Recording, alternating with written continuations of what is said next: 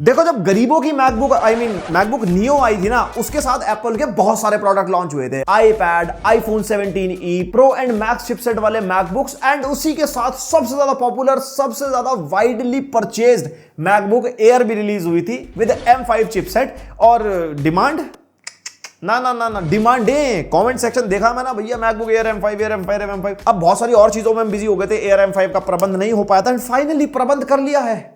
पर इनमें से कौन सी है M5? एक इनमें से M4 है, एक M5 है। एंड डिफरेंस क्या है? क्या आपको लेनी चाहिए? क्या आपको थोड़े से एक्स्ट्रा पैसे M4 से ऊपर डालने चाहिए, या आपको अपग्रेड करना चाहिए? वो सारी चीजें मैं इस वीडियो बताऊंगा। वैसे हमने अपने चैनल पे ना मैकबुक नियो ऑलरेडी कवर कर दी है, और वो बहुत डिफरेंट टाइप की मैकबुक है। किन लोगों के लिए है वो वाली वीडियो देख लेना। And MacBook pro M5 chipset वाली भी हम कवर कर चुके हैं। है वो भी M5 ही, लेकिन वो मैकबुक प्रो वाली चेसी के अंदर है। और जो प्रो वाली चेसी होती है उसमें फैन होता है, एयर वाली के अंदर फैन नहीं होता, पतली होती है, बहुत सारी चीजें, सब कुछ कवर करेंगे। पहली बार देख रहे हो तो लाइक एंड सब्सक्राइब। एंड मैं इतने एप्पल की बातें शुरू कर लेता हूं। एंड यस, प्राइसिंग ये पार्ट मैं सेपरेटली शूट कर रहा हूं, क्योंकि ऐसे एकदम से बॉम्ब ड्रॉप हो गया एप्पल की तरफ से। वैसे मैकबुक एयर M4 ना 1 लाख रुपीस की चल रही थी, जो हमारा 256 GB वाला वेरिएंट है, और M5 चल रही थी 1,20,000 की। एयर M4 तो हो गई भैया बिल्कुल आउट ऑफ स्टॉक, लोगों ने धड़ल्ले से फटाफट खरीद लिया, भैया इसकी प्राइस नहीं बढ़नी चाहिए। और जो एयर M5 है वो एप्पल की ऑफिशियल वेबसाइट पर मिल रही है 1,50,000 रुपीज, यानी कि 30,000 रुपीज इसके ऊपर बढ़ गए हैं। अब इस प्राइस पे आपको ये लेनी चाहिए नहीं लेनी चाहिए, ऑब्वियसली वो वीडियो के एंड तक मैं बता ही दूंगा। एंड एयर M4 तो अब लगता है सेकंड हैंड ही मिलेगी, एंड अगर आती भी है स्टॉक में तो मेरे हिसाब से 1,20,000-1,30,000 तो कम से कम प्राइस होगा ही होगा। और अगर आप देहरादून या उत्तराखंड से और अपने लिए लैपटॉप देख रहे हो तो आप विजिट कर सकते हो लैपटॉप स्टोर। यहाँ पे विंडोज लैपटॉप तो ऑब्वियसली मिलते ही है, हम काफी बार बता भी चुके हैं, लेकिन अब यहाँ पे आपको मैकबुक एयर भी मिल जाएगी। अभी के लिए स्पेसिफिकली एयर ही है, बाकी यहाँ पे सारी वैरायटी अवेलेबल है। Windows laptops, convertible, gaming, non gaming, और एड्रेस और कॉन्टैक्ट डिटेल्स जो भी इंपॉर्टेंट है मैं डिस्क्रिप्शन में डाल दूंगा। जाने से पहले कॉल या व्हाट्सएप कर लेना। तो परफॉर्मेंस में जंप मारने से पहले जो बिल्कुल आइडेंटिकल मैकबुक से कॉमन चीजें बता दूं, लुक्स, डिजाइन, कलर ऑप्शंस, यहाँ पे 13 इंचेस, 15 इंचेस फॉर्म फैक्टर सब मिल जाएगा। सब कुछ चीजें as it is copy paste same है। Even the ports and the display, भाई कोई डिफरेंस नहीं है। तो अगर आपको ये सारी चीजों के बारे में जानना है तो मेरे चैनल की एयर M4 वाली वीडियो देख लो, शुरुआत की ये सारी चीजें देख लेना, सिर्फ परफॉर्मेंस वाला पार्ट छोड़ देना, वो M5 में बता देता हूं। हाँ, एक डिफरेंस मेरे को फील हुआ, वो है कीबोर्ड का। कीबोर्ड का थोड़ा सा लुक देखोगे ना साइड बाय साइड, थोड़ा सा डिफरेंट है। और कुछ कीज जो है आप अपने सामने देख सकते हो, जैसे एंटर, टैब, शिफ्ट, बैकस्पेस, उसके ग्राफिक्स इन्होंने चेंज कर दिए हैं। और अब नए वाली M5 पे रुपीज साइन भी हमारे को मिलता है, मतलब एकदम फुल इंडियन बातचीत भाई साहब। एंड उसके अलावा webcam, speaker, track pad as it is ditto copy paste same. Even battery भी, चार्जिंग के अंदर एक चीज है, 30 वॉट का charger with in the box आपको मिलेगा, जिससे फुल चार्ज होने में 3 आवर्स अप्रोक्सीमेटली लगते हैं। लेकिन अगर आप चार्जर अपग्रेड करोगे ना तो 35 वॉट वाला भी 2,000 रुपीज डाल के मिल रहा है, और 70 वॉट वाला भी 2,000 रुपीज डाल के मिल रहा है। तो भैया बंदा 70 वॉट वाला क्यों नहीं लेगा? Apple being Apple. और एक चीज, जीपीयू में ना 8 कोर एंड 10 कोर जीपीयू हर साल की तरह देते हैं। तो अगर आप 8 कोर जीपीयू लेते हो तब 30 वॉट का चार्जर है, अगर 10 कोर जीपीयू वाला लेते हो तब 35 वॉट का चार्जर है। ज्यादा पावर चाहिए तो 5 वॉट बढ़ा दिए, लेकिन मैं आपको रेकमेंड करूंगा 2,000 रुपए एक्स्ट्रा डाल के 70 वॉट ले लेना, क्योंकि मैंने 100 वॉट का पीडी चार्जर जब लगाया था ना तो अप्रोक्सीमेटली 60 वॉट के आसपास ये पावर ड्रॉ कर रहा था। तो इतना पावर ड्रॉ करता तो फास्ट चार्जिंग वगैरह आपको 70 वॉट के साथ मिल जाएगी। वैसे हाँ, जब 100 वॉट के पीडी चार्जर से हमने इसको चार्ज किया तो 1 आवर 20 to 30 मिनट्स में लैपटॉप को फुल चार्ज कर देता है। And now the technical differences between M4 and M5। यहाँ पे देखो भैया सेम 10 कोर का सीपीयू मिलता है, लेकिन यहाँ पे जो परफॉर्मेंस कोर है उसका नाम चेंज करके सुपर कोर्स कर दिया है, और एफिशिएंट कोर्स अभी भी 6 ही हमारे को मिलता है, तो कुछ ज्यादा मेजर डिफरेंस नहीं है। एंड वैसे इन्होंने आर्किटेक्चरल चेंजेस किए हैं जो basically pro and max chipset में ज्यादा है, जो हम ऑब्वियसली टेस्ट नहीं कर रहे। ना हमारी जेब में इतना पैसा खरीदने का, और ना इंडिया में ज्यादा लोग उनको खरीदते भी हैं। और जो खरीदते हैं वो क्या वीडियो देखते हैं? कमेंट करके बताना कितने लोगों की वजह से मुझे जेब ढीली करनी पड़ेगी। एंड यहाँ पे अब बेस वेरिएंट 512 GB है, पहले 256 GB आता जिसमें हमारे को 8 कोर जीपीयू एंड 512 GB में 10 कोर जीपीयू मिलता था। लेकिन अब यहाँ पे 512 GB के साथ 8 core GPU and 10 core GPU के अलग अलग वेरिएंट मिलते हैं। और हाँ, एक चीज मैं आपको बता दूं, जो हमारे पास M5 है ना वो 8 कोर जीपीयू वाली है, लेकिन M4 10 कोर जीपीयू वाली है। अरेंजमेंट जो होता है उस हिसाब से हो पाया। स्टिल आपको आइडिया तो हो जाएगा कि हाँ कितना अपलिफ्टमेंट हमारे को मिल रहा है। एंड बाकी रैम 16 GB यूनिफाइड मेमोरी मिल जाएगी LPDDR5X, लेकिन जो क्लॉक स्पीड्स हैं वो बढ़ गई हैं। पहले 7500 मेगा ट्रांसफर्स थी, अब 9600 मेगा ट्रांसफर्स मिल गई है। एंड नए M5 चिपसेट के साथ बैंडविड्थ भी बढ़ी है हमारी, पहले 120 Gbps थी, अब 153 Gbps है। और ये जितनी ज्यादा बैंडविड्थ होती है ना उतना ही फास्ट कम्युनिकेशन होता है हमारा प्रोसेसर और मेमोरी के बीच में, तो आपको बेटर परफॉर्मेंस मिलती है, जो ऑब्वियसली बेंचमार्क्स के थ्रू आप समझ जाओगे। एंड एप्पल का AI अब काफी बेटर हो रहा है, तो प्रोबेबली न्यूरल इंजन का फुल पोटेंशियल हम अब शायद यूज कर पाएंगे, बाकी देखते हैं फ्यूचर में क्या होता है। एंड जैसे कि दोनों के अंदर 512 GB की SSD है, लेकिन जब मैं read and right speed compare कर रहा था ना M5 Air के साथ, हमारे को read and right speed proper भाई Gen 4 टाइप की मिलती है। लेकिन यहाँ पे M4 के अंदर काफी कम रीड एंड राइट स्पीड्स हैं, और ज्यादा better read and right speeds की वजह से आपका डेटा ट्रांसफर तो फास्ट होता ही है, प्लस अगर आप एप्लीकेशन यूज कर रहे हो, फॉर एग्जांपल आप वीडियो एडिटिंग टूल यूज कर रहे हो, उसके अंदर फाइल्स इंपोर्ट कर रहे हो, और टाइमलाइन लेवल पे भी आपको उस रीड एंड राइट स्पीड का फायदा मिलता है। जितनी read and right speed M4 की थी, उसके बाद जो इतना बड़ा जंप मिला इसके अंदर शायद रियल लाइफ में देखने को नहीं मिलेगा, लेकिन कहीं ना कहीं वो फायदा तो जरूर देगा ड्यूरिंग प्रोडक्टिविटी। और कनेक्टिविटी में चेंजेस है, वाईफाई 6 एंड ब्लूटूथ वर्जन 5.3 था पहले, अब वाईफाई 7 एंड ब्लूटूथ वर्जन 6.0 हो गया है। अब देखो सीधा बेंचमार्क्स पे जंप मारते हैं, क्योंकि भैया नंबर से पता लगता है कितने परसेंट का डिफरेंस है। एंड सिनेमा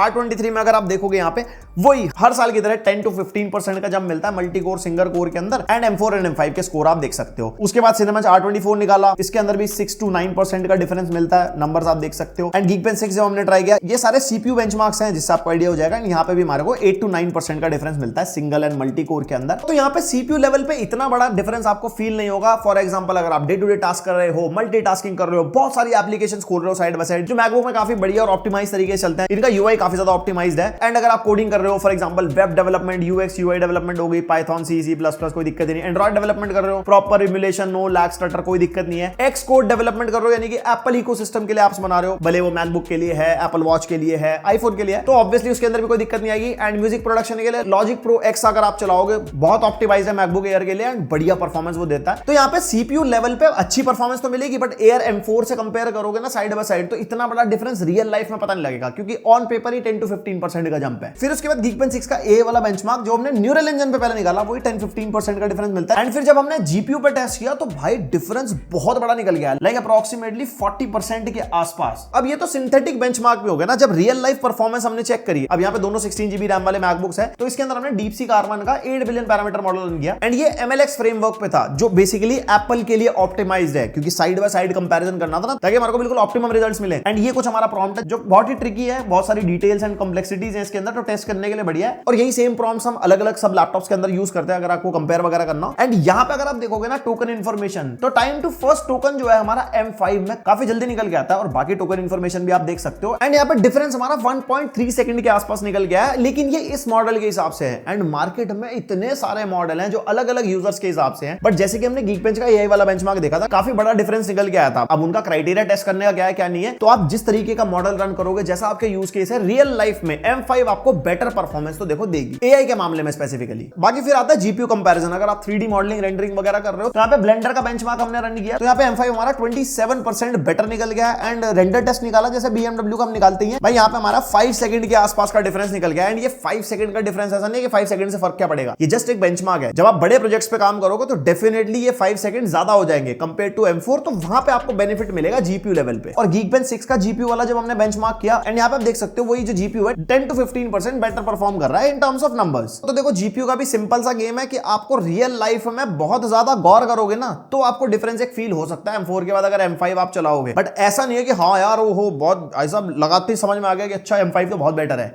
नहीं। और फिर अगर एडिटिंग के हिसाब से देखते हैं, तो फोटोशॉप वाला बेंचमार्क निकाला, ज्यादा डिफरेंस नहीं है, 8% का डिफरेंस निकल गया। And Puget bench for Premiere Pro, वही 10 to 15% का डिफरेंस। एंड उसके बाद आफ्टर इफेक्ट्स जो ज्यादा GPU इंटेंसिव है, एंड यहाँ पे भी 28% का ही डिफरेंस निकल के आता है। और उसके बाद DaVinci Resolve, जिसके अंदर हमारे को 10 to 11% का डिफरेंस मिलता है। एंड ये जितने नंबर्स है ना, हम सारे लैपटॉप्स की वीडियोस में दिखाते हैं, बट आप विंडोज से कंपेयर मत करना, बिकॉज विंडोज का आर्किटेक्चर और मैक का आर्किटेक्चर बहुत डिफरेंट है। ये ARM बेस्ड डिवाइसेज हैं, विंडोज के अंदर x86 तो है ही, AMD इंटेल वाले, उसके अलावा स्नैपड्रैगन वाले। तो स्नैपड्रैगन वालों से अगर कंपेयर करना है तो कर लेना, ऑब्वियसली उसमें मैक बहुत बढ़िया फाड़ नंबर निकाल के देता है, बट यहाँ पे मैक की ऑप्टिमाइजेशन भी साथ साथ निकल के आती है। तो परफॉर्मेंस में हमने देखा वही हर साल की तरह जो करते हैं 10 to 15% का जब, बस वही मिल रहा है यहाँ पे हमारे को। एंड उसके बाद मेनली गेमिंग, जिसमें सबसे पहले साइबरपंक, और ये नेटिव वाला है। नेटिव वही जो हमारे मैकबुक पे लॉन्च हुए हैं, और उसके अलावा ना एक हमारा क्रॉसओवर वाला मेथड भी है, जिसमें हम स्टीम के गेम्स भी चला सकते हैं। आगे हमने सारे स्टीम वाले गेम्स भी टेस्ट करे। एंड यहाँ पे हमारे को 10 से 12 FPS मिल रहे हैं लो सेटिंग्स पे, और हमने क्वालिटी सेट कर दिया था मेटल इफेक्ट, जो एप्पल की अपनी अपस्केलिंग है, और FSR फ्रेम जनरेशन जेनरेशन भी ऑन कर दिया था, तो अच्छे खासे FPS मिल जाते हैं लो सेटिंग्स पे। चाहो तो आप इसको मीडियम वगैरह पे भी खेल सकते हो 1080p में। ये आगे फिर हमारे क्रॉसओवर वाले गेम्स जो नेटिवली नहीं है, हम क्रॉसओवर के थ्रू चलाते हैं, जो एक तरीके की इमुलेशन होती है। एंड इसके अंदर भी हमारे को वही 10 से 15 FPS का डिफरेंस मिल रहा है। एंड यस, एक चीज फिर से रिमाइंड करा दूं, हमारी जो M5 है वो 8 कोर GPU वाली है, जो हमारी अरेंज हो पाई थी, और M4 10 कोर GPU वाली है। बट स्टिल तब भी हमारी M5 बेटर ही परफॉर्म कर रही है। और यहाँ पे जो रेजोल्यूशन है 1536p हो गया था, पता नहीं हमने 1080p करने की कोशिश करी थी, बट ये बेस चल रहा था। उसके बाद Hellblade 2 हमने जब टेस्ट किया, एक में 10-12 FPS है तो एक में 15-20 FPS है, तो इतना मतलब खेलने में मजा आया नहीं था। एंड एल्डन रिंग जब टेस्ट किया हमने, एल्डन रिंग के अंदर हमारे को M5 में प्लेबल FPS मिल रहे थे, लाइक 50 के आसपास लो सेटिंग्स पे।